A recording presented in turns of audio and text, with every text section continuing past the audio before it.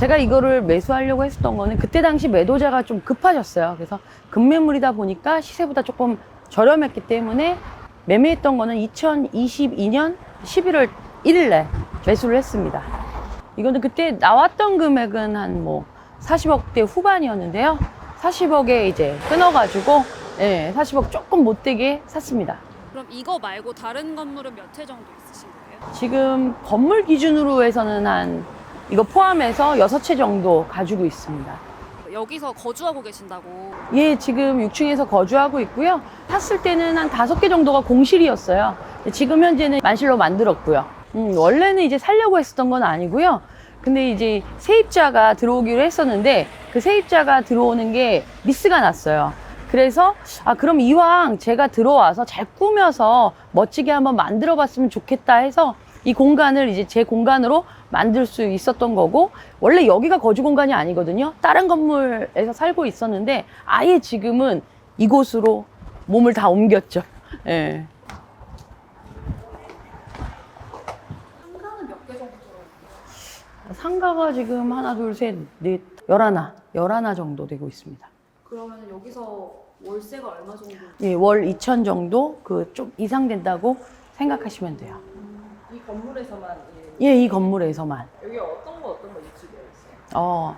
제일 이름하고 똑같은 효실 사우나. 제가 매일 가고 있는, 저에게는 요즘은 방앗간 같은 곳이고요. 코인 노래방하고 또 그냥 노래방이 있는데요. 이 두 곳이 또 상생하면서 굉장히 잘 되고 있어요. 그리고 또 당구장도 이 건물의 터줏대감이에요. 건물이 생기면서 지금까지도 계속 한 분이 계속 운영하고 있는데 너무 잘 되더라고요. 원래 춘천 분이신 거예요? 저요? 예, 나고 자란 춘천을 사랑하는 춘천의 큰딸. 예.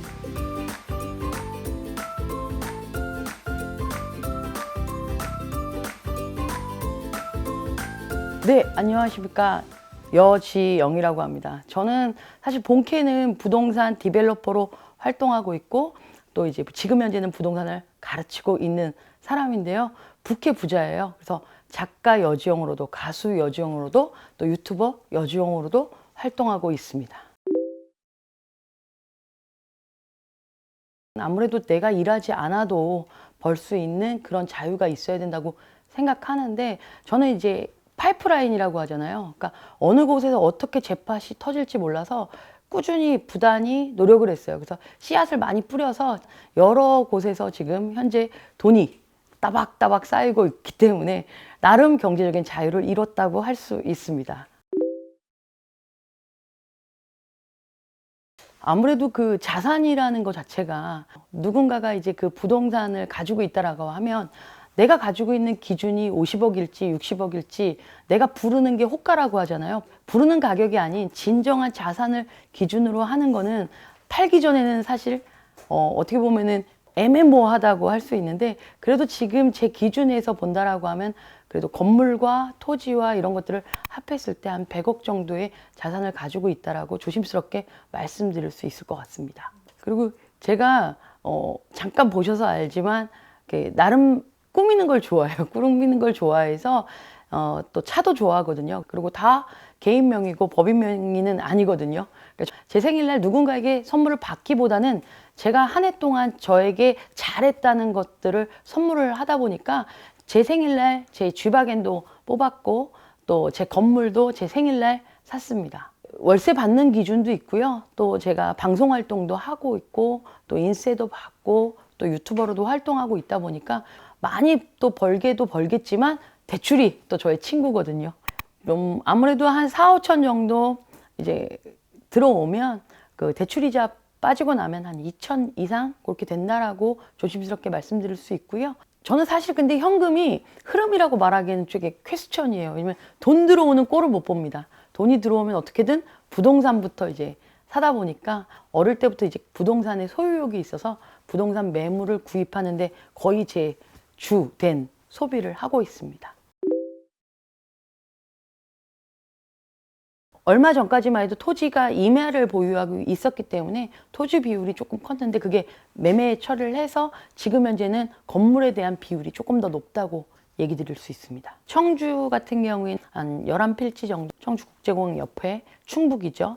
그리고 방아리, 춘천에 또 남이섬 바로 앞 또 전원주택 부지로 한 500평 정도 또 가지고 있고, 또 소양로에 한 200평 정도 상업용지를 또 가지고 있고, 또 그리고 건물 같은 경우에 지금 소개드렸던 효신빌딩도 저의 또 파트너와 함께 또 구매를 했고, 세컨하우스로 또 한 두세 채의 원룸주택, 다세대 주택이 또 있고요.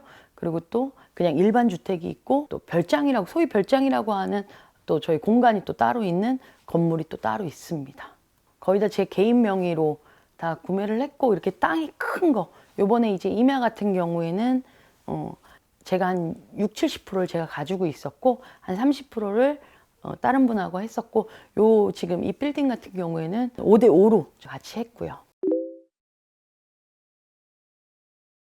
어머님이 14살 연상이셨고, 너무 이제 반대가 심했던 거죠. 근데 아무래도 할머니가 인정하고 싶지 않았고, 아버지 집에서 인정하고 싶지 않다 보니까 한 4년 정도 호적에 못 올라갔던 것 같아요. 또 그런 와중에서 제가 이제 춤을 췄어요.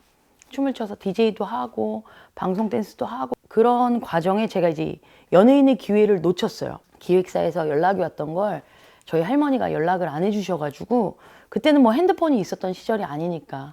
그래서 그때 제 인생에는 변환점이 생겼어요. 그냥 나는 안 하고 돈만 벌어야지. 그래서 20대부터 미친 듯이 일을 했어요.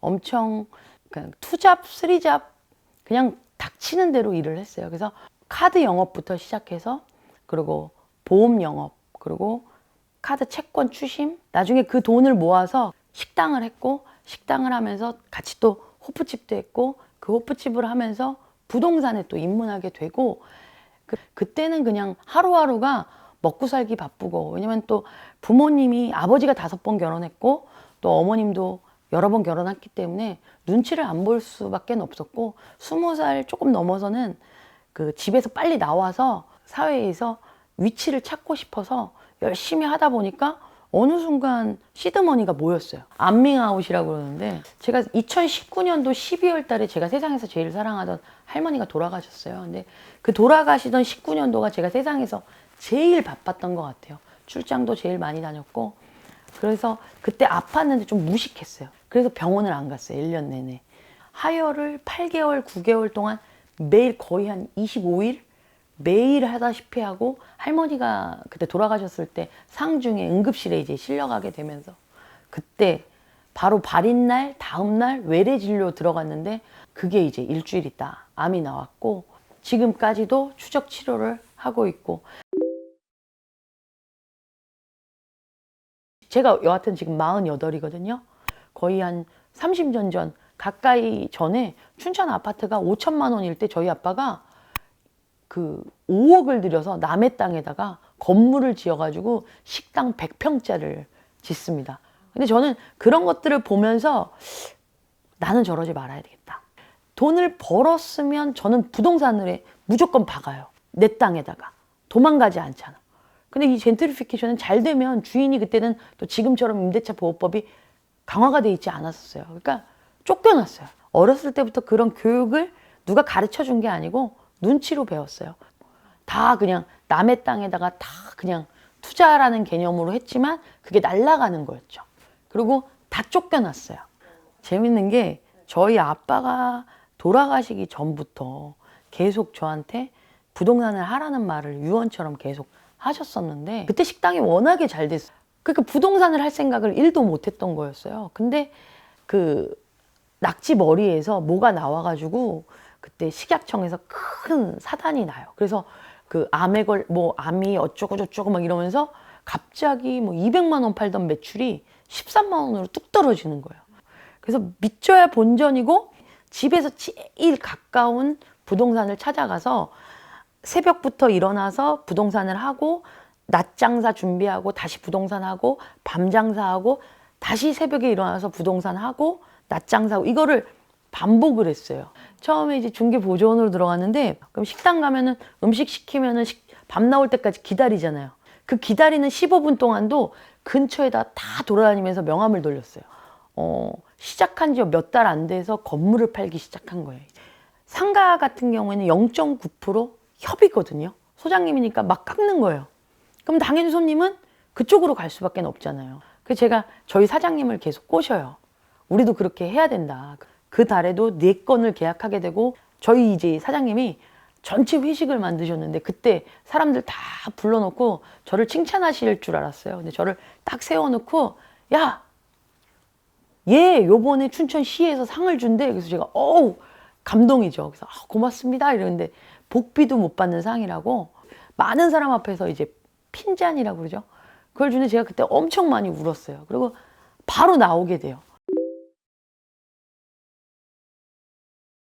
식당에 들어가는 뭐 이런 보증금도 있고 거기에 우선은 식당에다가 처음에 올인을 했고요.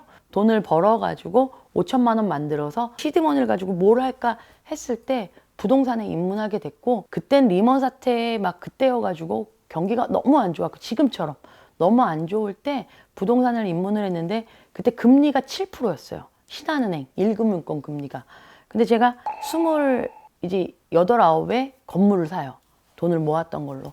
근데 그때 눈탱이를 맞아요. 그날 보고 그날 이제 계약을 했는데 그게 그 부동산의 호객행위에 당해요.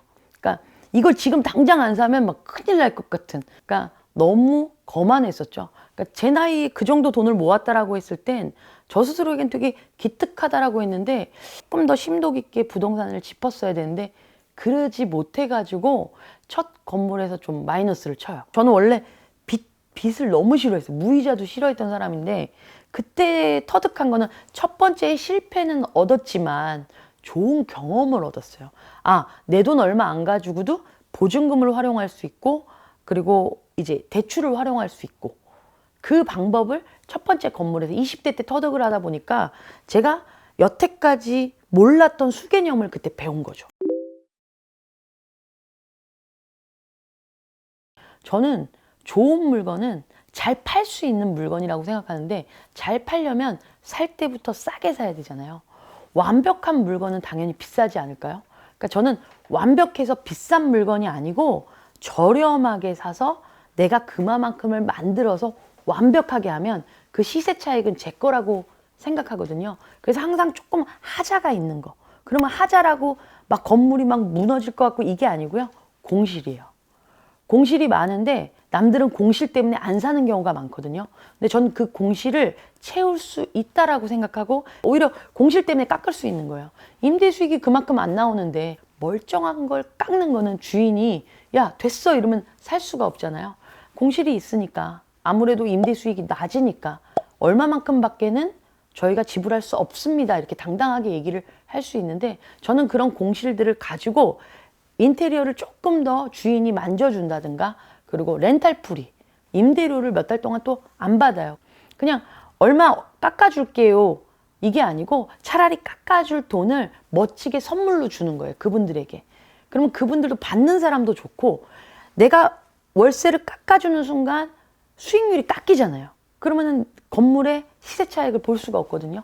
그렇기 때문에 임대료를 선물처럼 주고 그 렌탈 프리만큼을 그분들이 월세로 계산을 해서 채워지게끔 만들어주는 거예요.